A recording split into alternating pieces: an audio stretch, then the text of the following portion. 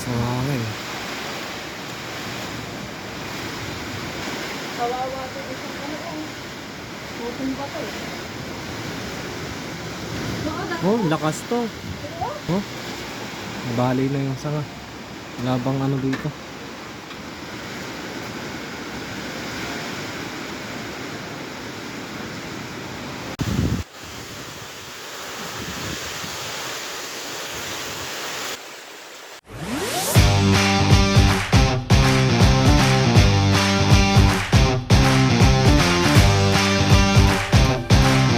Ayan nga mga kagulay, dahil nga sa nangyari nung umaga, nung September 26, ay agad ko rin pinuntahan to nung hapon. So bali kasi itong aking video na to ay kinuhanan ko siya kahapon. So ngayon ko lang siya na-i-upload kasi medyo naging busy po tayo dito sa bukid. At yun nga mga kagulay, nagkaroon tayo ng pagkakataon para ma-edit to. So bali mga kagulay, tinatanong ko na dito yung aking sitaw dahil nga sa pagkahangin alam kong ito ay babagsak dahil yung mga poste po nun ay galing pa ho sa mga pinagtalungan o balag pa ho ng talungan yon. At dito nga sa pipino, ito na po yung Legacy F1 na tinanim ko rin sa balag na talong. So ito naman, di naman ako masyadong kinabahan kasi nga manipis pa yung kanyang dahon. So yung katabi kong palay, medyo dumapa na yung mga palay niya. So yung mas lalo pa akong kinabahan kasi yung baka yung sitaw na aking haharbisan sana ng first harvest baka bumagsak na. Una pa lang kasi mga kagulay nung papunta ako dito, dahil ito nga yung malayo sa aming bahay o ito yung malayong area, madami na talaga akong nadadaanan ng mga bumagsak na balag katulad nung talungan doon sa pagbaba ng aming barangay. So talagang lumatag po yun at talagang nangihinayang po ako dahil ganun po kalakas yung naging hangin kaya yung talong ay bumagsak po ng ganun. So bali mga kagulay, ito na po yung unang pinitak ng aking sitawan. So tinitignan ko na po lahat ng tudling kung meron ba bumagsak dito sa unang pinitak. So bali naman dito mga kagulay, bali sa pagkatingin ko ay wala naman po ako nakita sa unang pinitak niya. Kaya mga kagulay ay naglakad na ako at dumiretso na ako sa gawing gitna pinitakan. At dito nga nakita ko yung mga bunga na pitasin. So bali mamayang madaling araw ang harvest ko. At doon nga mga kagulay, natatanong ko yung dulo at medyo napangiti na ako. Pero kanina kinakabahan na ako baka biglang lumatag yung sitaw. Kung tutuusin mga kagulay, mamayang madaling araw pa lang yung magiging first harvest ko. So kaya mga kagulay, kung bumagsak to ay baka nagbabangon pa ako ngayon. Nagpapasalamat ako kasi hindi siya lumatag o wala man lang nabaling poste dito sa aking sitawang kahit matangkad yung kanya naging balag. So dito nga mga kagulay, mamayang madaling araw, September 28. So ngayon kasi September 27 at itong video na to ay kahapon yung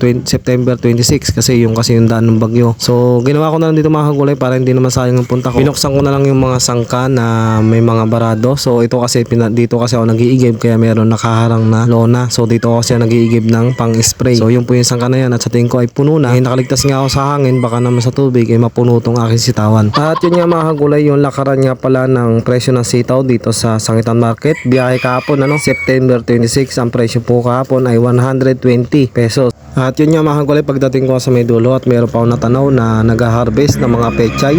Mismong araw na yon ay bumabagyo. Sayang naman kasi kung di pa to aanihin kasi hindi naman na siya pwedeng pagtagalin kung ganitong laging nauulan yung pechay, lalo na kung tibain na to. So maglulusaw na siya. So ito na nga po pala yung bunga ng aking Emerald Star. So makikita nyo na medyo madami na nga po siyang bunga, pero noon pa sana ay mag-harvest na sana ako, kaya lang yung aming mga katulong sa bukid ay kailangan po mag-release kami ng pitas dahil sabay-sabay yung magiging harvest namin. So walang mapupunta sa akin na makakatulong ko para mag-harvest ito. So kailangan may schedule kami para sa ganun hindi po sabay-sabay ang trabaho, hindi po sabay-sabay yung nagiging lusong ng mga nakakatulong namin at mabigyan nila ng oras, lalo na't ang labas nga namin dito ay alauna ng madaling araw. So madami kasing may sitaw dito kaya yung iba doon po talaga nakalusong. So kami kasi bago pa lang mag-harvest kaya kailangan may schedule po yung aming harvest para sa ganun ay mapunta po sila sa amin.